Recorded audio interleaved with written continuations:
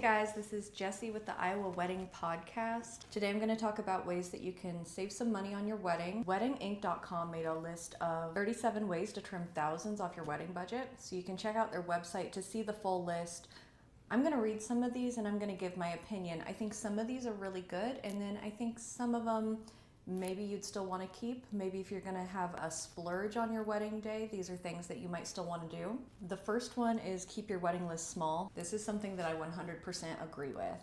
I don't think that you need every single person that you went to high school with. I don't think you need to invite your parents' best friends that you don't even know, or your babysitter from when you were 5 years old, different things like this. Keep your wedding small and make sure that you're only inviting people that are genuinely there to celebrate you. These are special people in your life. So family members, and personally, I don't think you have to worry too much about extended family. It's totally up to you, and I know that people invite maybe too many people because they don't want to cause a feud. If they don't invite their aunt from Florida that they haven't seen since they were 12, they feel like that might cause some family drama. But just remember, this is you and your spouse's special day. It's your wedding, and don't feel obligated to invite 200 or 300 people when maybe there's only like 70 or 80 people that you really, really want there. So do a good job of making sure that you're only inviting your most special guests. Number 2 on this list is don't break the bank on your dress. This, for me, I think is up to you. If your dress is super important to you and it's something that you've dreamed of since you were a little girl, and that's where you want to spend your splurge money, I think you should do it. What I don't think you should do is feel obligated to spend $2,000 or $3,000 on a dress because you think that that is standard. I've been to wedding shops. I'm getting married in a couple months, so I know how expensive dresses are. Personally, myself, I found a dress on Etsy that I really love. I thought that it fit my wedding vibe and the personality of me and my partner.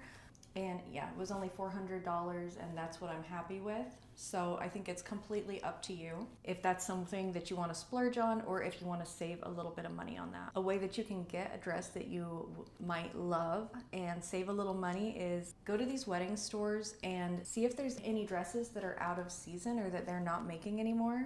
Because if you can buy something off the rack that's been discounted, you can get some really good deals. I just did a wedding for a bride recently. She went to David's Bridal somewhere around Iowa, but it was closing. She got the most gorgeous dress that fit her perfect right off the rack.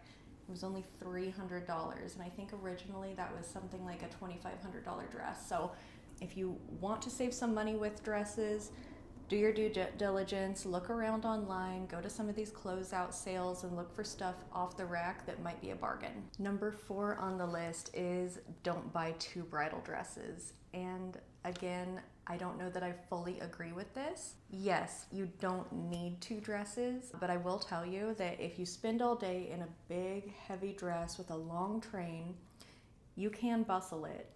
But come evening during your reception, you are going to be sick of dragging this thing around. They are hard to go to the bathroom in.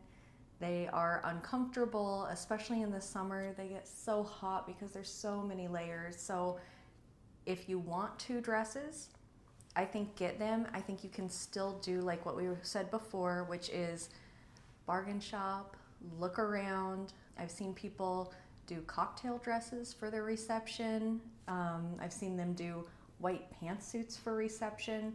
So you don't need 2 super high-end expensive dresses. If you want to make a dress change, you can do that, and you can still do it affordably. Maybe you splurge on the one for your ceremony, and the cocktail dress you keep under $200 or $300. So I think there are ways to do this that are not going to break your bank. But if it's important to you to have 2 dresses on your wedding day, I think you should do it. Just do it smart and look around. Number 5 on their list is host your event on a Friday or a Sunday. I 100% agree with this. Saturdays are the day that everybody wants, so every vendor is going to charge their premium or their standard pricing, at least, on a Saturday. But venues especially, I have seen, maybe not all, but a lot, give discounts for weekdays or Sundays. I know I myself give discounts if you book on a Friday, because then I get my Saturday free and I've already worked for the week. So if you book your wedding on especially a Friday, sometimes a Sunday, you're going to get discounts from, maybe not all, but some of your vendors. You might get a discounted rate for your venue, your photographer. Plus, it doesn't ever hurt to ask and talk to your vendors and say, hey, I'm booked on a Friday. Is there any weekday rates available, or can you work with my budget? I would almost guarantee that a lot of vendors are going to be happy to do a Friday wedding and have their Saturday free, opposed to having to work all weekend like we normally do. So definitely something to think about if you want to save a little bit of money on your vendors and venues. Number 6 is skip the seated dinner. I 100% agree with this. I've seen different vendors, venues, and caterers charge $150 or $200 a plate for a seated dinner to come and cook and serve. While I'm not saying that it's not worth it, it might not be worth it to you. So doing something buffet style where it's easier for the caterers to transport it, they're not plating for each individual person, this is where you're gonna save a lot of money on your food. If you really want a sit-down dinner, again, that's totally up to you. Maybe that's where you splurge. But I can guarantee if you use a catering company and you do a buffet style dinner, your money is gonna go a lot further than if you do a seated purchase per plate style. I'm gonna skip to number 8 on this list. It says get creative with your cakes and desserts. So this could mean getting a smaller cake for you and your spouse to do the cake cutting ceremony, and then serving everyone else at the reception a sheet cake. That's something that I like a lot. I really don't think that you need to buy a cake that's large enough for you guys to cut it and then to serve all of your guests. If it's something that you want to do, again, it's totally up to you, but I think you can definitely save a lot of money by serving sheet cake or just doing a small cake for you and your spouse and then doing a dessert bar. Honestly, the dessert bar is my favorite because, in my opinion, I just have never had a cake that really made me swoon. So I think if you do a dessert bar where you've got cookies, brownies, maybe different assortment of things, you can get more variety, your guests are gonna love it, and it gives you something a little bit different for your wedding. Number 10 on this list, opt for a digital photography package. So this one was kind of weird for me to see because I think almost every photographer out there right now offers a digital photography package.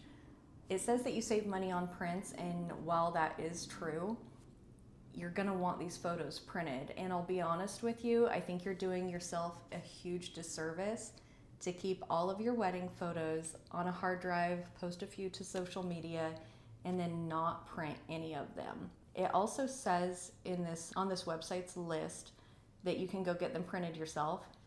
That is true. But go ahead and take your photos to Walgreens or CVS or somewhere like this, and I can almost promise you that the prints will be maybe okay, but they probably will not be able to be blown up large and still hold quality. And the last couple times I had photos printed at places like that, the colors were completely off. So I think you should talk to your photographer if they offer a print service. A lot of times they can get you a discount, and you're gonna be doing yourself such a huge favor. This is not just a random photo you took on a Sunday and thought was cute and you want it on your wall. This is your wedding photo. This is gonna be passed down possibly for generations in your family. So make sure that you get a high quality print.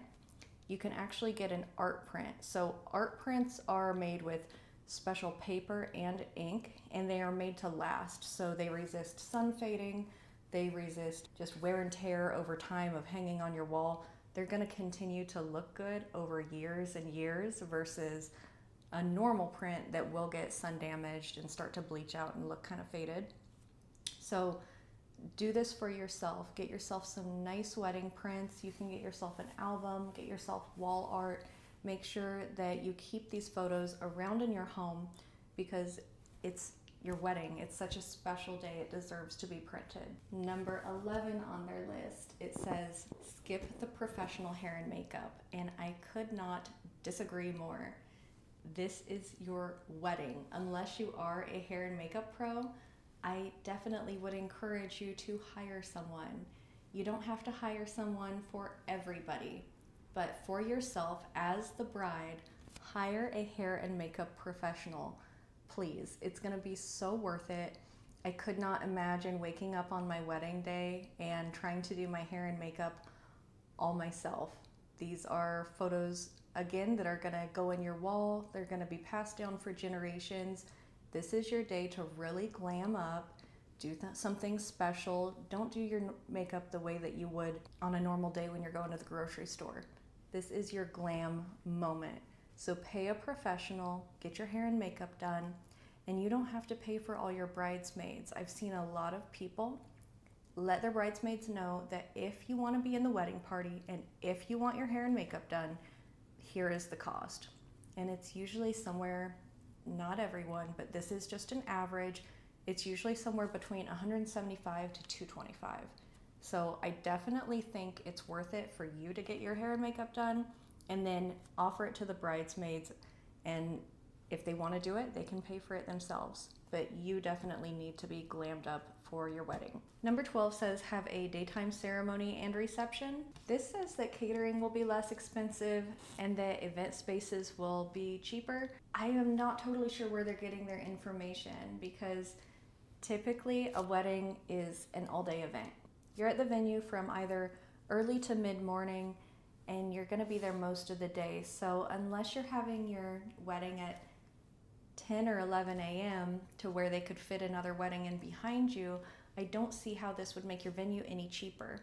I'm also not totally sure how it would make anything cheaper. So Wedding Shop Inc., if you have an idea of how to make a wedding cheaper by having it early in the day, let me know, but for me this one didn't really make sense. Number 15 on their list, and remember I'm skipping through some of these. It's a 37-point list and I didn't want to read them all, so I'm skipping to some of the ones that I think are either important to agree or disagree with. So number 15, skip the open bar. Yes, unfortunately I know that guests love to come to weddings that have an open bar, and while I think that that might be a selling point to get more of your invited guests to actually RSVP and come to your wedding, if that's the only reason they're coming, they probably should not be getting an invitation.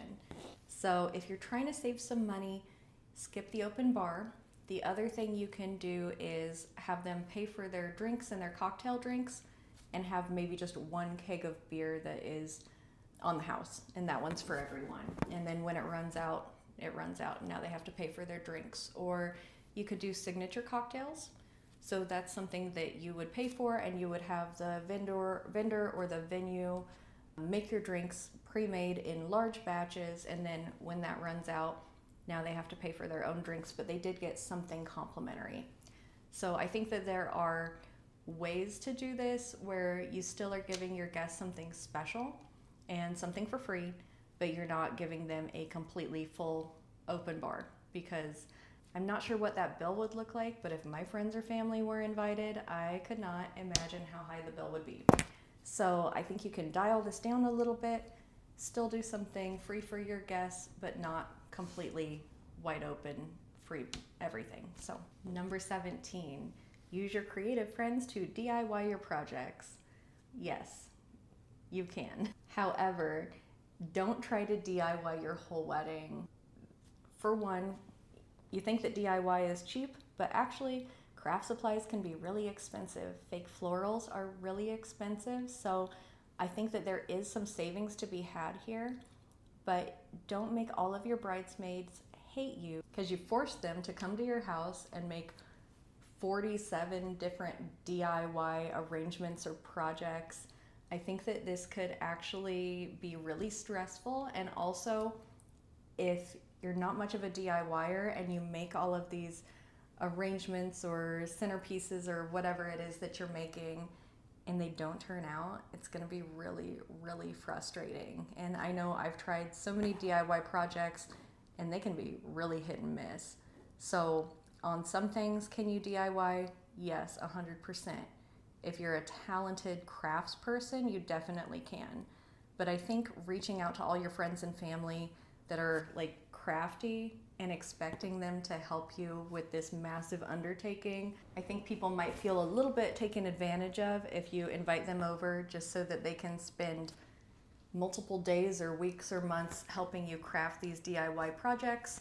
There is still a big investment of money into the craft projects, and they don't always turn out. So some of this stuff you can do yourself, but to try to do everything, I think some of it you should definitely outsource and talk to a professional. Number 20 is don't pay a full service day of coordinator.